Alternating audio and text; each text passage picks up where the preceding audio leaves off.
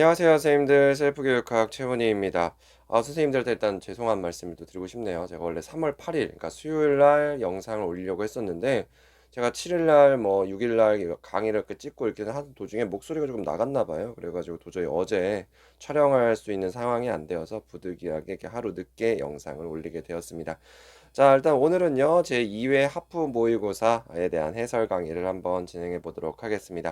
자, 선생님들 이제 다 풀어보셨다는 제가 생각을 하고 좀 말씀을 드리도록 할게요. 만약에 안 풀어보셨던 선생님들이라면 잠깐 영상을 멈추고요. 제 카페에 어차피 모의고사가 있으니까 거기서 다운로드 받으셔서 시간이 없으시면 제가 꼭 말씀드렸잖아요. 목차라도 잡아달라. 그러면서 문제를 한번 읽고 이 영상을 들어보시는 게 훨씬 더 효과적이라고 할 수가 있어요. 자, 이번 모의고사 출제 의도를 한번 보도록 할게요. 자, 오늘 요번 모의고사는요, 지난 1회 모의고사랑 다르게 조금은 이제 현장형 이 문제에 조금 초점을 뒀습니다. 그래서 교육평가와 교육행정 파트를 다룬 것은 맞는데, 거기서 그냥 이론적인 거, 이론에서 제일 중요한 이론, 이런 걸 다뤘다기보다는 현재 가장 부각되는 이슈를 한번 다뤄봤어요. 평가에 있어서는 과정 중심 평가, 그다음에 교육 행정에 있어서는 전문적 학습 공동체가 굉장히 강조되고 있는 파트 이슈이기 때문에 그 부분을 이제 출제를 하는데 그냥 단순하게 이론의 개념, 특징, 장단점 이런 것이 아니라 현장형, 그래서 구체적인 방안 중심으로 제가 문제를 한번 내봤습니다.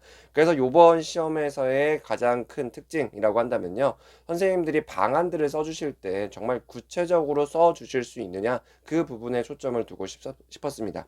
물론 1회 모의고사 때도 한번 구체적인 방안을 써보라라고 했는데, 제가 이제 채점을 이제 해봤어요. 채점 첨삭을 대충 그때 20분 정도가 이제 요청을 주셨던 것 같은데, 뭐 잘 쓰신 분들도 많죠. 근데 아직은 1순환 단계다 보니까 구체적인 방안에 대해서 약간은 너무나 추상적이고 일반적인 답안을 쓰시는 경우들이 있었습니다. 그래서 오늘 강의를 통해서, 오늘 문제를 통해서 어떻게 해야 구체적으로 쓰는 것이냐, 그것들을 명확하게 한번 알려드리도록 하겠습니다.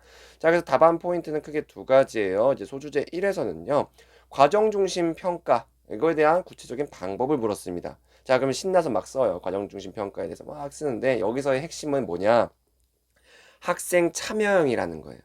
그냥 과정 중심 평가 방법을 제시하는 게 아니라 학생 참여형, 학생이 참여할 수 있는 과정 중심 평가 방법을 써줘야 돼요. 즉, 문제를 정확하게 읽고 조건이 무엇인지 파악하는 것이었죠. 자, 그리고 이것에 대한 의의를 쓰는 건데, 교육적 의의를 쓰는 건데, 그냥 의의를 쓰는 것이 아니라 또 학습자 측면에서의 의의를 쓰라고 제가 말씀을 드렸습니다. 뭐 학습자 측면의 의의, 뭐 인지적 측면, 정의적 측면으로 써주셔도 되고요. 어쨌든 중요한 거는 뭐냐?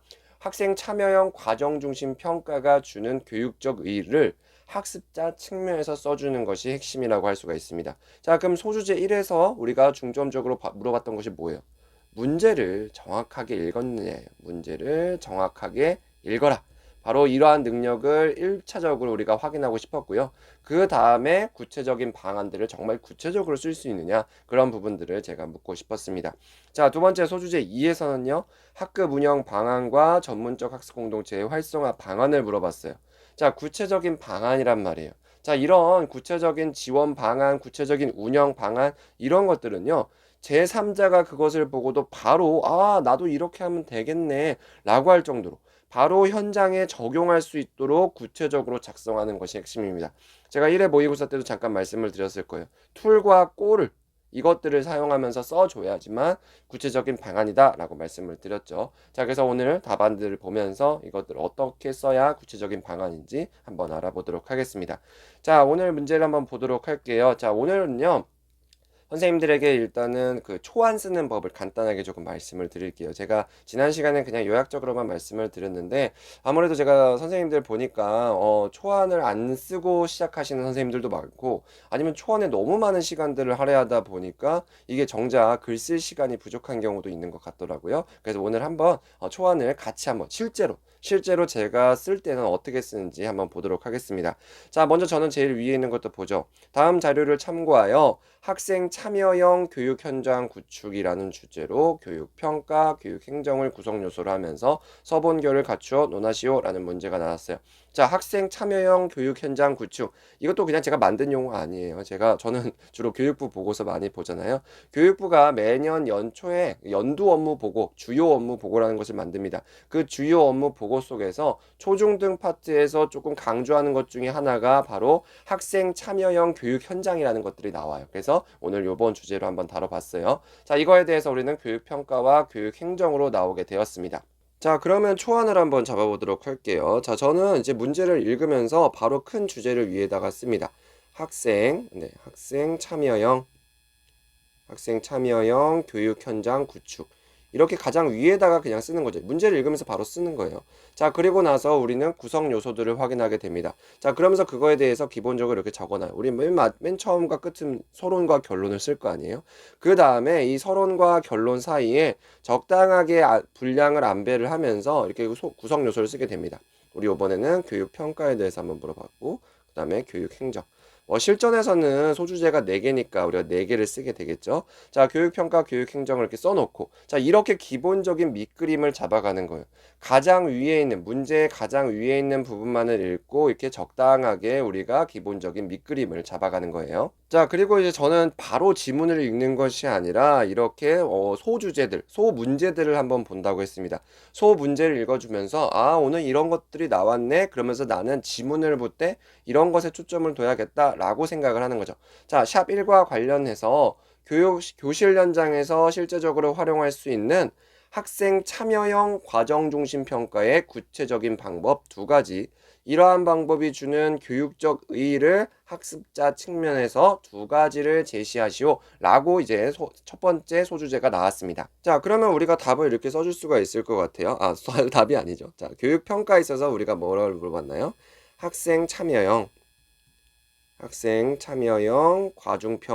과정 중심 평가의 구체적인 방법을 물어봤습니다.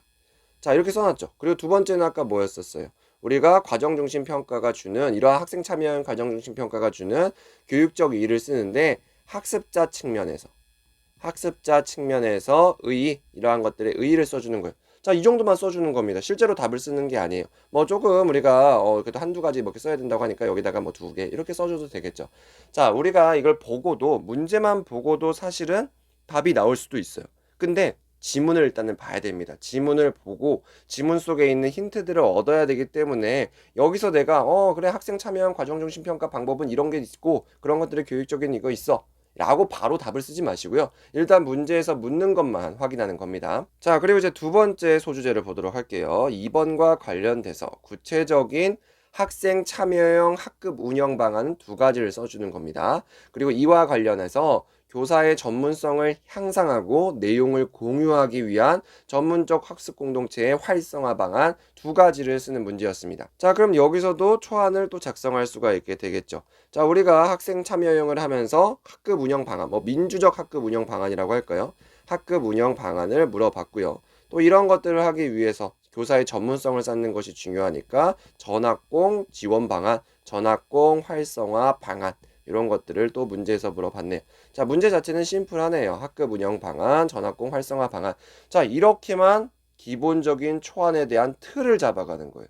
자, 우리가 답을 생각날 수도 있어요. 민주적인 학급 운영 방안, 애들 학급 학급 회의하고, 그다음에 전학공 활성화 방안, 물적 지원하고 이런 것들 다 생각이 납니다. 하지만 바로 답을 쓰는 거죠. 자, 이렇게까지 기본적인 초안에 대한 틀을 잡아가는 거예요. 자, 이렇게 초안의 틀을 잡아가고 그러면서 지문을 읽으면서 하나하나 답을 해 나가는 것이 우리가 효율적이고 효과적인 초안 작성 방안이라고 할 수가 있어요. 자, 그러면 이제 지문을 보면서 하나하나 진짜 답을 한번 내보도록 할게요. 자, 땡땡중학교 교직원 연수시에 교무부장 선생님의 발표문이 있었네요. 학생이 깨어있는 역동적인 교실을 위해서 과정중심 평가를 확대할 필요가 있대요. 과정중심 평가는 성취 기준에 도달하기 위한 학습의 과정, 성장의 과정을 중시하는 평가로서 주로 수업 중에 실시하게 됩니다. 교사 주도의 지필평가로 이어졌던 기존의 결과중심 평가는 학생의 평가 부담만 발생시킨대요. 그리고 이 사회에서 필요로 하는 역량을 정확하게 확인하는 데 한계를 지닙니다. 자, 과정 중심 평가는 이러한 한계를 극복하게 하면서 학생의 지속적 성장이라는 교육의 궁극적인 목적을 달성할 수 있게 합니다. 라고 얘기하고 있어요. 자, 그러면 여기서 힌트들이 막 나오죠.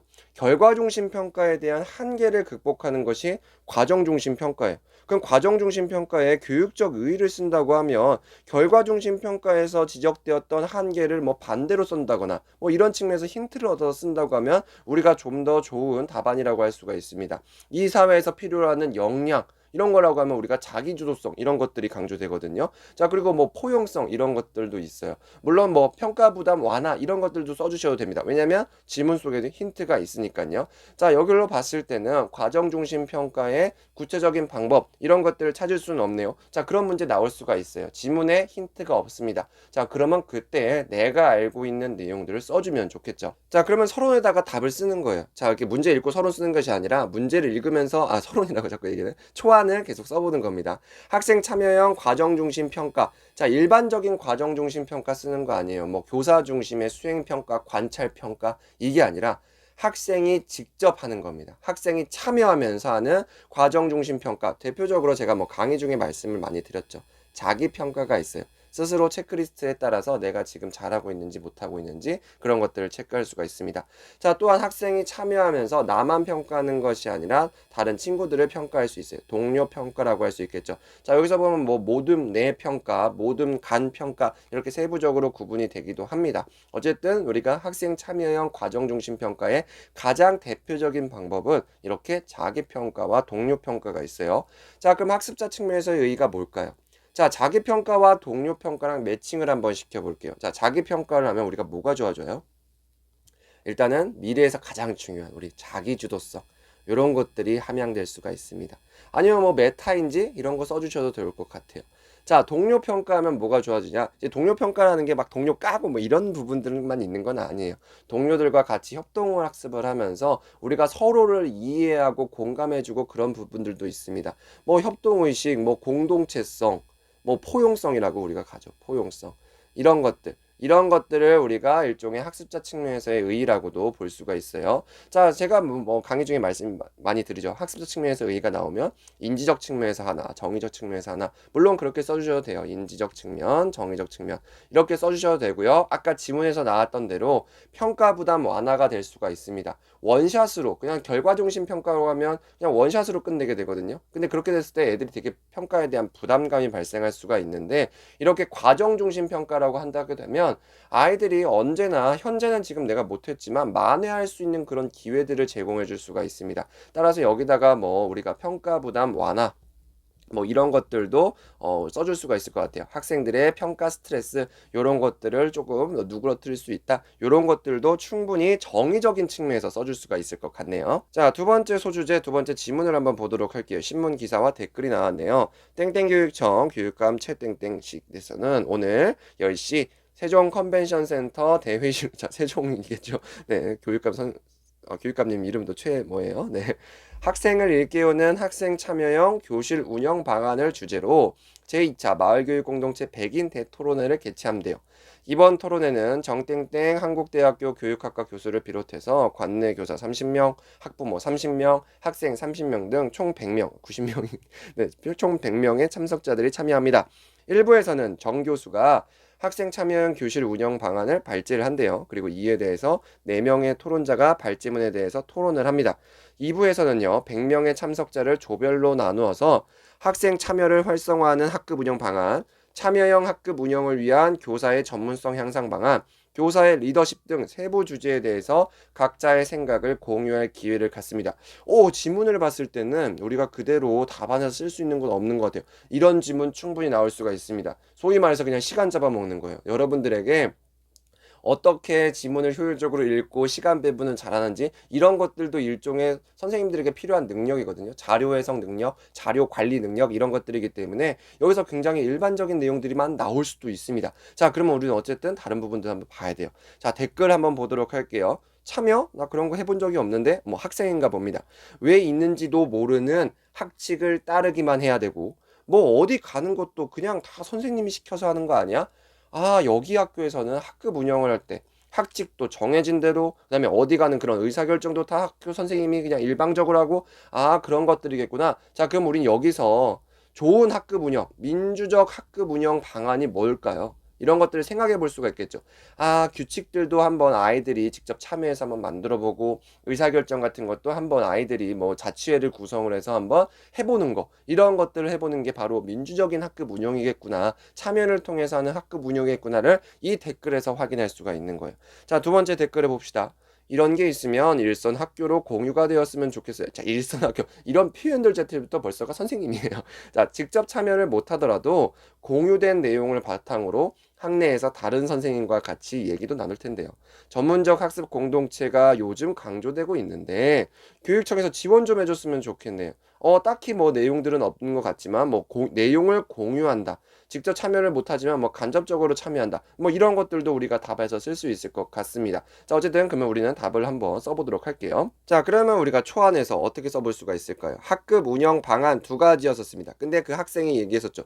규칙도 선생님이 만들고 어디 가는 것도 선생님이 다 하고. 그러면 우리가 규칙 설정을 할 때 뭐 학생 참여를 하는 방법들, 그 다음에 의사결정, 이런 것들을 할 때 뭐 자치회, 이런 것들을 운영하게 한다. 최대한 우리가 구체적으로 써줄 수가 있어줘야 됩니다. 물론 여기다가 막 예시를 쓰라는 얘기는 아니에요. 어쨌든 이건 초안이니까요. 자, 그리고 전문적 학습 공동체의 활성화 방안이라고 한다면 여러 개 나올 수가 있을 것 같아요. 일단은 전학공을 하기 위해서 제가 뭐 강의 중에도 많이 말씀을 드렸어요. 전학공 강조되고 있는데 선생님들이 일에 치여서 못할 수도 있잖아요. 우리가 충분히 시간을 확보해 줄 수가 있어줘야 돼요. 뭐 정해진 시간 동안 해줄 수 있도록 우리가 뭐 배려를 해준다거나, 아니면 이게 시간을 확보해줘도 선생님들이 이게 뭐 이렇게 유인책이 없을 수가 있단 말이에요. 그래서 이런 것들을 우리가 상시학습, 이런 그 학습 시간으로 인정해주는 그런 방법들도 있을 것 같네요. 자, 그리고 이제 물적인 지원들이 있어요. 전학공을 하다 보면 여러 가지 물품들이 필요할 수가 있습니다. 뭐 기자재 같은 거 있잖아요. 뭐 전자칠판이 필요할 수 있겠고, 아니면 영상을 찍을 수 있는 그런 공간이라든지, 아니면 촬영 기법이라든지, 이런 촬영 장비라든지, 이런 것들이 필요할 수가 있습니다. 자, 이런 것들 일반적인 내용을 쓸 수 있고, 만약에 지문에 맞춰서 쓴다고 하면 우리가 정보 공유, 이런 것들도 써줄 수가 있겠죠. 뭐 플랫폼을 만들어 준다거나, 아니면 다른 학교와의 뭐 공동체, 타 학교와의 연계, 이런 것들도 우리가 충분히 답에서 써줄 수가 있어요. 자, 여기서는 우리가 최대한 구체적으로 활성화 방안들을 써주는 게 좋겠죠. 자, 이렇게 초안 이 정도. 사실 저 진짜 답안에서 문제 풀 때 이 정도로밖에 안 써요. 그래서 제가 우리 풀텍스트 20점짜리 풀 때 저는 초안 작성이 대충 5에서 6분 정도로 끝나게 되거든요. 이게 제가 뭔가 엄청나게 뛰어나서가 아니라 사실 내용적인 것들이 그리 많지가 않습니다. 제가 선생님들 초안 작성하는 거 이제 작년에 이렇게 보고 이랬었는데, 생각보다 초안에다가 많은 내용들을 쓰시는 경우들이 있어요. 그러다 보면 시간이 늘어지게 되겠죠. 그럼 그만큼 내가 답안에서 쓸 수 있는 내용들이 적어지게 되는 거예요. 그래서 우리가 간단하게 초안을 작성할 수가 있어줘야 됩니다. 선생님 글씨가 너무 그래요. 자, 죄송해요. 그래서 이렇게 정리해 놨어요. 자, 이렇게 선생님들 지금 잠깐 뭐 멈췄다가 필기해 주시면 좋을 것 같네요. 이렇게 우리가 큰 주제, 문제를 읽으면서 주제 쓰고, 제가 적당하게 서론, 교육평가, 교육행정 결론, 이렇게 기본적으로 초안에 대한 밑그림을 잡아가고요. 그 다음에 소 주제를 읽으면서 오늘 무엇을 문제를 물어보는지 초안에 대한 기본 틀을 작성하는 겁니다. 그리고 나서 지문을 보면서 실제적인 답안을 간단하게 이렇게 작성해 주는 거예요.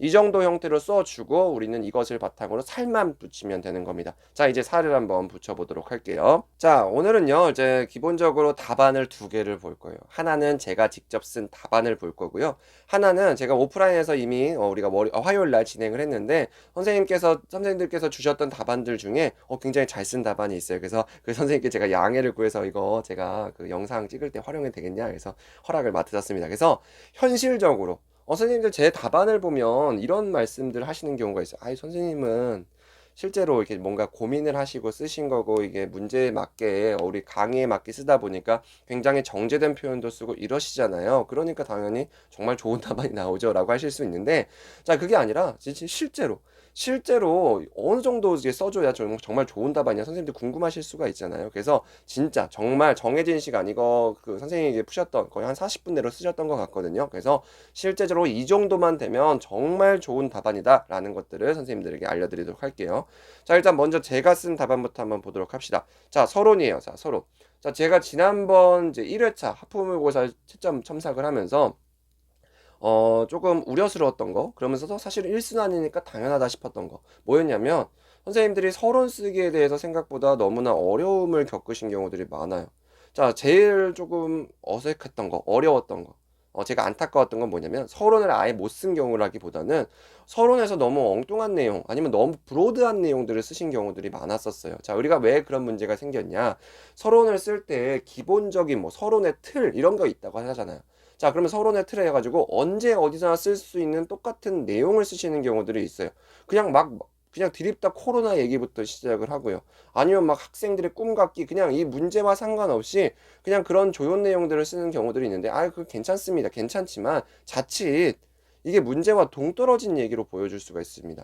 자, 서론은요, 우리가 답안을 채점할 때 첫인상이에요. 근데 첫인상에서 그런 문제와 상관없이 동떨어진 얘기, 되게 브로드한 얘기를 하면 얘 완전히 이 답안은 좀 포인트를 잘못 잡았네 라는 잘못된 선입견을 가질 수가 있게 됩니다. 우리가 여러 가지 평가의 오류 이미 배웠었잖아요. 그런 것들 때문에 선입견이 생길 수가 있어서 뒤에 문제들을 잘 써놓고는 우리가 20점 만점 맞을 거 19점 맞고 이럴 수도 있단 말이에요. 그래서 서론 같은 경우에는 기본적인 틀로서 쓰는 것은 맞아요. 근데 내용의 틀이 아닙니다. 언제나 똑같은 내용을 쓰는 내용의 틀이 아니라 어떻게 써줘야 되냐? 기본적인 형식의 틀을 이용해 줘야 돼요. 자, 형식의 틀 제가 지난 시간에 말씀을 드렸죠. 우리가 서론에 들어가야 될 것은 딱 두 가지입니다. 하나는 큰 주제의 중요성이에요. 우리가 주제야 그냥 아무거나 나오는 거 아니라고 했잖아요. 오늘도 학생 참여형 교육 현장 구축, 현재 지금 가장 중요한 주제 중에 하나예요. 자, 두 번째 뭐냐? 글의 방향을 써주면 되겠습니다.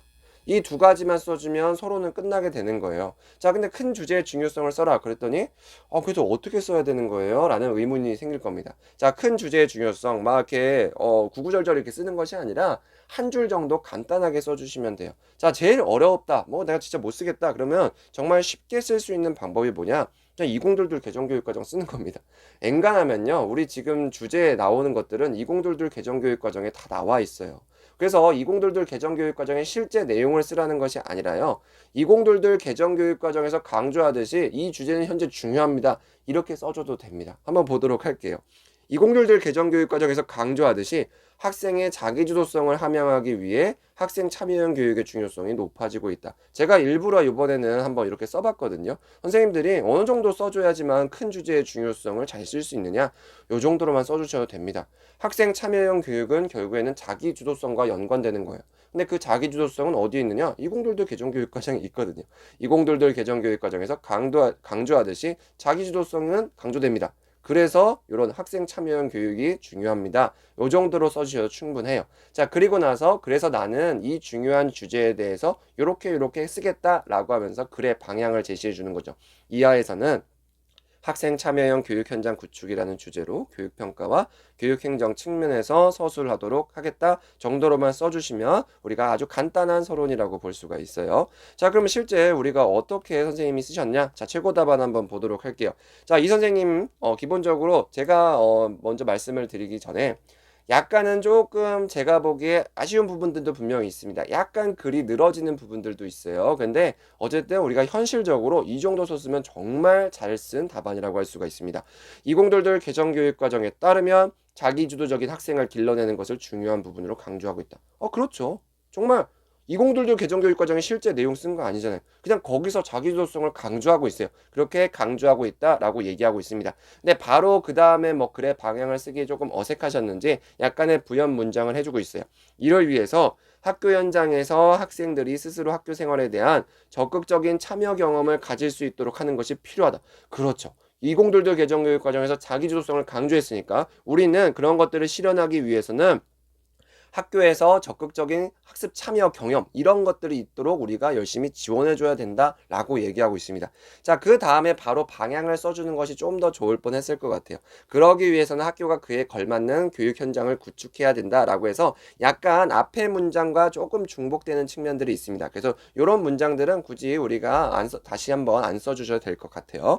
자, 이에 학생 참여형 교육 현장 구축이라는 주제로 교육평가, 교육행정 측면에서 논하고자 한다. 글의 방향 아주 잘 되어 있습니다. 자, 제가 썼던 부분하고 차이점은 뭐예요? 약간의 부연 문장이 조금 더 들어간 것 뿐이지 글의 방향, 그러니까 전반적인 서론의 방향은 일치합니다. 글의 큰 주제의 중요성 나와 있고요. 그 주제에 따라서 나는 글을 이렇게 쓰겠다라고만 해주면 돼요. 자, 그러면 이렇게 지금 제가 여기서 답안에서는 한 6줄 정도 나오잖아요. 이게 실제 답안에서는요, 한 4줄 정도 나왔거든요. 그렇기 때문에 선생님들이 뭐 서론에 대해서 제가 쓰는 서론을 이렇게 보면 사실 막 2-3줄밖에 안 나와요. 그러다 보면 이렇게 짧게 써도 돼요? 분명 됩니다. 근데 좀 불안하면요, 이렇게 4줄 정도, 요 정도로 써주시는 것이 우리가 좀 더 나을 수도 있을 것 같네요. 자, 그러면 이제 소주제 1로 넘어가도록 할게요. 소주제 1. 우선, 역시나 제가 그랬죠. 문단을 시작할 때 바로 답 시작하지 말고 이러한 도입어를 주면서 문단과 문단들을 자연스럽게 연결시켜 줄 필요가 있습니다.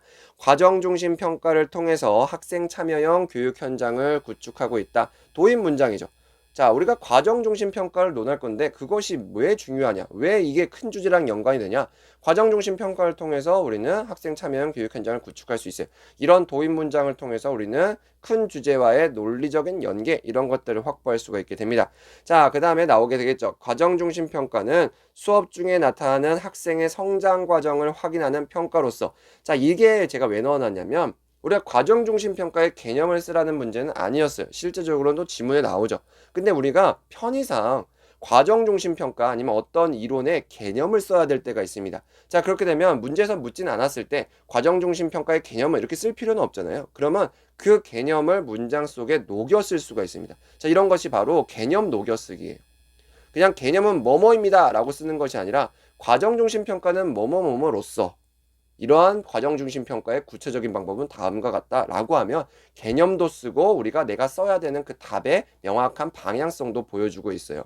학생 참여형 과정 중심 평가의 구체적인 방법은 다음과 같다라고 하면서 나는 이제 답을 쓸 겁니다. 선생님들, 채점자들 열심히 보세요라고 명확하게 제시해주고 있어요.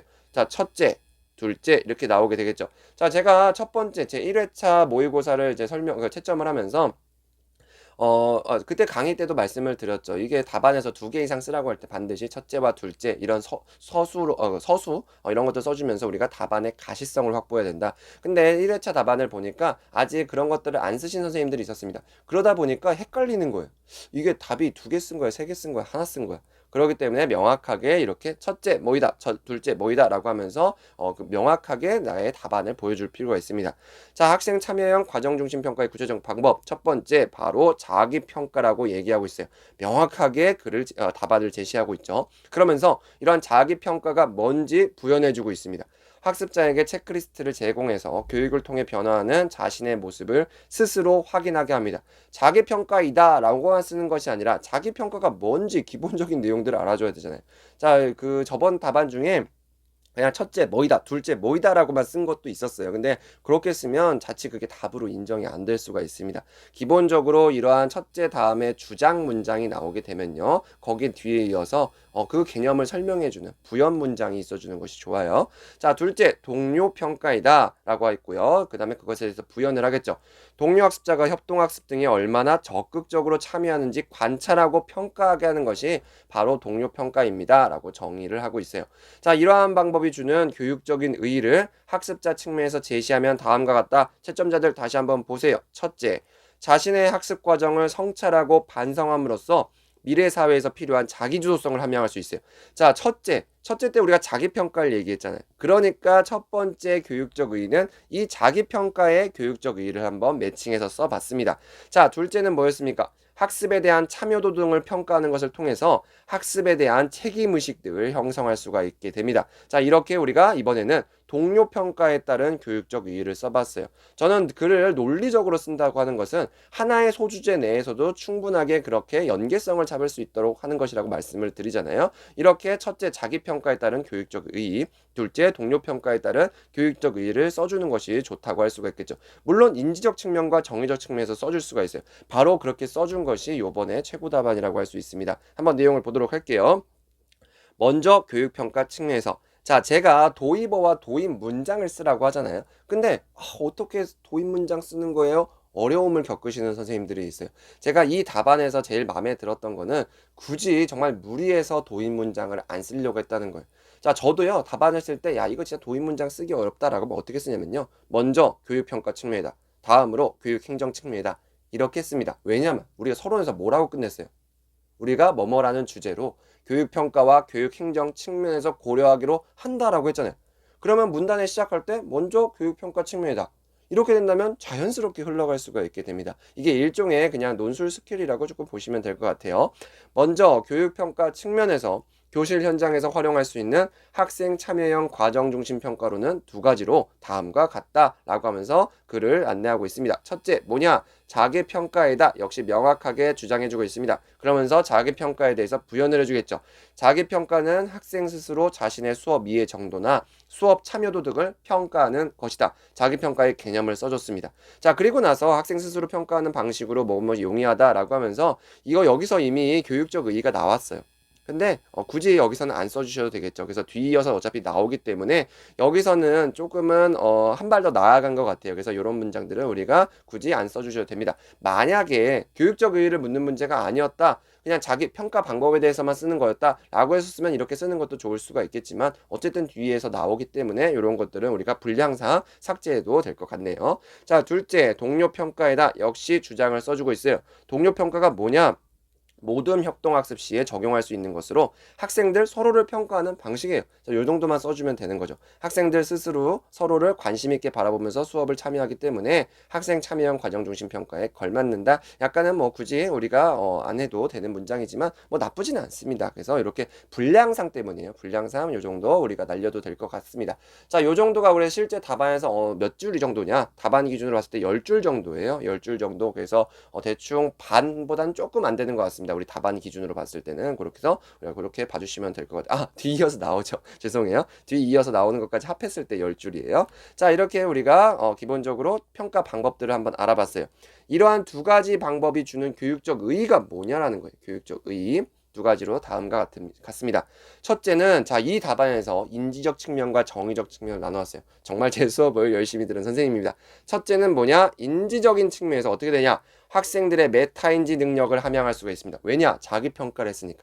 학생들이 수업에 임할 때 자기 스스로가 어떻게 수업에 참여하는지를 점검하고 실행할 수 있기 때문이죠. 자, 메타인지 제가 계획, 조절, 점검, 뭐 평가 이런 것들 외워달라고 했어요. 이런 데서 이렇게 활용할 수가 있잖아요. 정말 공부 열심히 하신 선생님입니다. 자, 인지적 측면에서는 학생들의 메타인지 능력을 길러줄 수 있다가 첫 번째 교육적 의의예요. 자, 둘째 뭐냐? 정의적인 측면에서 뭐가 됐냐? 자기 주도성 함양을 넘어서 공동체성을 기를 수 있다. 특히 동료 평가를 위해서 동료에 대한 관심이 선행되어야 되는데 이 과정 속에서 공동체성을 함양할 수 있다라고 얘기하고 있어요.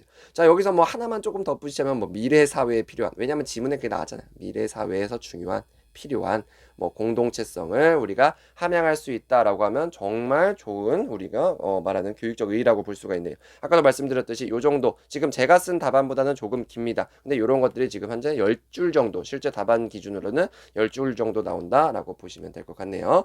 자, 다음으로 이제 보도록 할게요. 소주제 2예요. 다음으로 역시나 도입어 나오고요. 민주적 학급 운영을 통해서 학생 참여형 교육 현장을 구축할 수 있다. 도입 문장이 나옵니다. 학생이 참여하는 학급 운영 방안으로는 첫째 뭐가 있냐? 우리가 아까 그 학생이 그랬죠. 규칙 선생님이 만들잖아요. 학생들이 스스로 학급 내 규칙을 형성하도록 합니다. 교사는 기본적인 주제와 규칙 형성의 절차만 안내하고요. 세부적인 규칙은 학생들이 자율적으로 설정하게 한다라고 얘기하고 있어요. 자, 구체적인 방안을 쓰는 거 있잖아요. 학급 내 규칙을 형성하도록 해요. 꼴 나오게 돼요. 어떻게 교사는 기본적으로 주제와 규칙 형성의 절차만 안내하고 세부적인 규칙들은 학생들이 자율적으로 설정하게 한다. 툴이 약간은 조금 명확하지 않을 수 있지만 그것들을 조금은 풀어서 주는 개념이라고 할 수가 있습니다. 자, 둘째, 학급 자치회를 통해서 필요한 의사결정을 실시한다. 자치회라는 툴이 나오고요. 필요한 의사결정 꼴이 나오게 돼요. 어떤 꼴이냐? 구체적인 예시들 보도록 할게요. 체육대회 응원가 만들기, 반티 선택하기 등 세부적인 의사결정 과정에서 교사는 무슨 역할을 하냐? 관찰자, 조력자의 역할을 수행하고요. 학생들이 주체적으로 의사를 결정한다라고 얘기하고 있습니다. 자, 이렇게 우리가 규칙 형성에 있어서도 학생 참여형, 그다음에 의사결정을 하는 데 있어서도 학생 참여형이라고 구체적으로 우리가 운영 방안들을 써줄 수가 있어요. 자, 이러한 방안들이 보다 전문적으로 논의되고 교사들 간 그 내용들이 공유되기 위해서는 상호 협동을 통해 성장을 이루는 조직인 전문적 학습 공동체를 활용할 수 있다. 자, 여기서도 뭐가 나오나요? 전학공의 개념을 녹였었습니다. 상호 협동을 통해서 성장을 이루는 조직인 전학공을 통해서 자, 이렇게 우리는 개념을 녹여줄 수가 있습니다. 자, 전학공을 활성화하기 위한 지원 방안은 다음과 같아요. 첫째, 뭐냐? 공동체 활동을 위한 충분한 시간을 제공합니다. 자, 예를 들어서 학교 차원에서 월 1, 2회 공동체 활동을 위한 일정 시간을 정하고요. 해당 시간을 상시학습 시간으로 인정해주는 방안. 굉장히 구체적이에요. 굉장히 구체적이에요. 스페시픽하죠.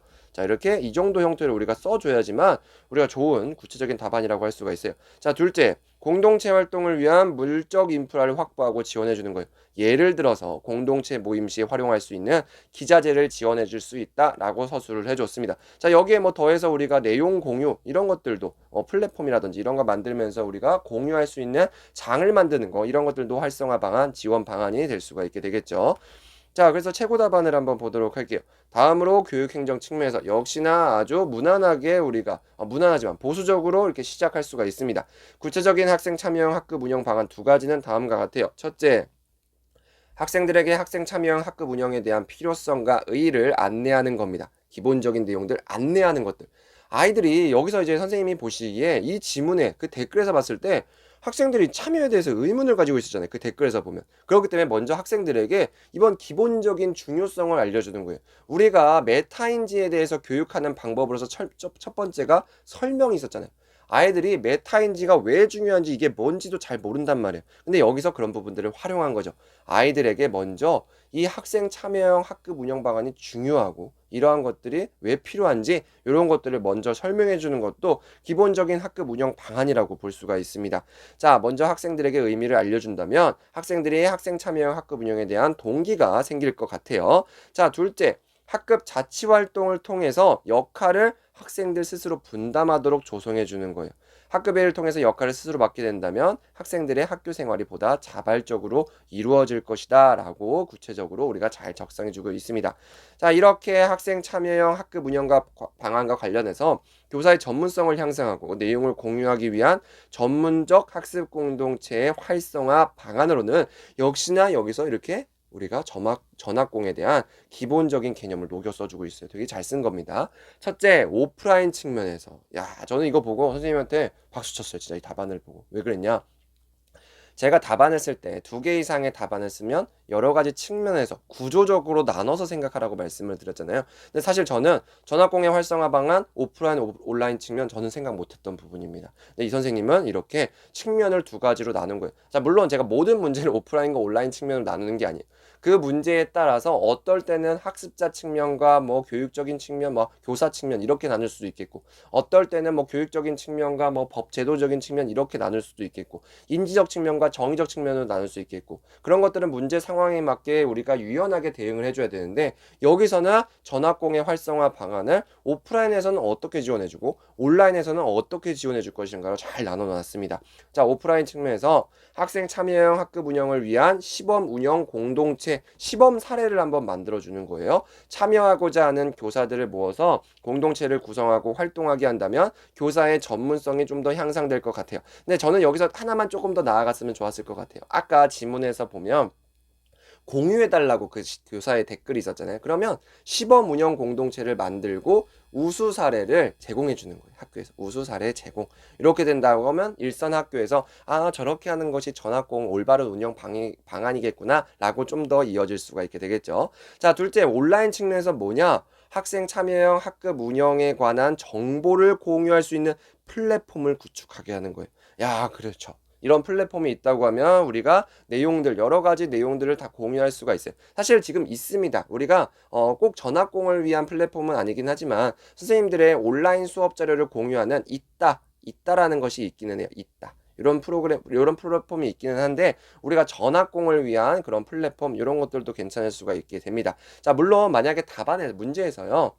학교 차원의 지원 방안을 물어봤을 때는 이런 플랫폼을 구축하는 것이 조금은 어렵게 느껴질 수가 있습니다. 그냥 커뮤니티를 조성한다 이런 것들도 우리가 올바른 답안이 될 수 있겠죠. 근데 여기서는 우리가 학교 차원의 지원 방안이라고 추린 것이 아니라 그냥 일반적인 활성화 방안을 물어봤잖아요. 그렇기 때문에 교육청 차원에서 이런 플랫폼 구축해주면 좋죠. 학교 차원에서는 커뮤니티, 교육청 차원에서는 플랫폼 이런 것들을 만들게 된다고 하면 우리가 좀 더 전학공에 있는 내용들을 잘 공유할 수가 있을 것 같습니다. 자, 이렇게 선생님들 기본적으로 우리가 소주제 1, 2를 한번 알아봤어요. 자, 결론을 한번 보도록 할게요. 자, 결론에는 우리가 한번 글을 싹 정리해주고 그 다음에 교사의 노력 정도 우리가 써주면 된다고 했어요. 자, 지금까지 학생 참여형 교육 현장 구축이라는 주제로 과정 중심 평가의 구체적인 방법과 참여형 학급 운영 방식 등을 살펴보았습니다. 기본적으로 한번 정리해 주는 거예요. 자, 구체적으로 답안이 뭐냐? 자기평가와 동료평가가 있고요. 학습 측면에서는 요런 의의가 있어요. 그런 것들을 앞에서 얘기했잖아요. 여기서는 논의한 것에 대한 기본적인 내용들만 써주면 됩니다. 이처럼 학생 참여형 교육 현장을 조성하기 위해서는 종합적인 고려 필요하잖아요. 엄청나게 많은 것들 고려했잖아요. 그렇기 때문에 교사들은 관련 전문성을 쌓도록 노력해야 할 것이다 정도로 하면 우리가 안정적으로 글을 마무리해 줄 수가 있게 됩니다. 자, 선생님의 답안을 한번 보도록 할게요. 위와 같이 자기평가와 동료평가로 학생 참여형 과정중심 평가를 알아보았고요. 전문적 학습 공동체 구성을 통해서 학생 참여형 학급 운영을 이야기해 보았다. 어떤 주제를 다루었는지 기본적인 내용들만 이렇게 써놨습니다. 학생 참여를 위해서 학교가 이처럼 교육 현장을 구축한다면 더욱 깨어있는 교실을 볼 수 있을 것이다.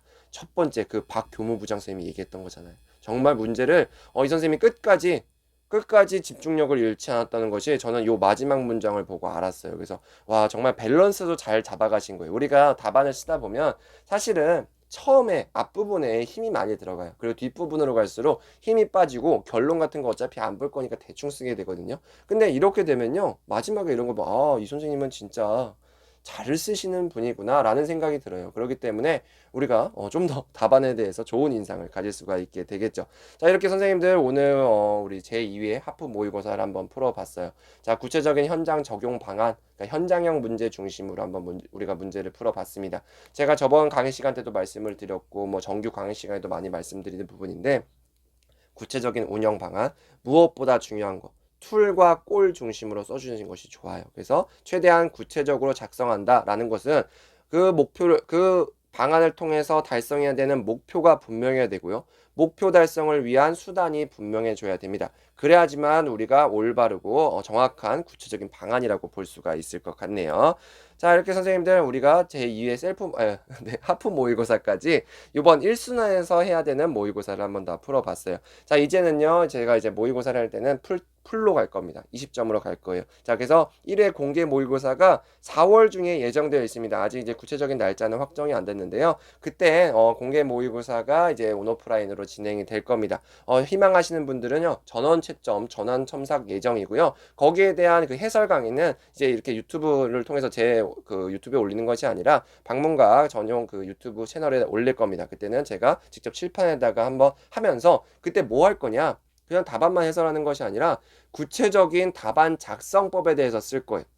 어떻게 써야 잘 쓴 답안이고 이렇게 쓰면 조금 보완이 필요한 답안이다 라는 것들을 제가 그때 명확하게 조금 보여드리도록 하겠습니다. 자, 기타 관련된 자료를 확인하거나 질의 같은 거는요 다음 카페를 이용해 주시면 좋을 것 같습니다. 여러분들 오늘 모의고사 푸시고 강의를 드시나 정말 고생 많으셨습니다. 그럼 오늘도 힘내세요.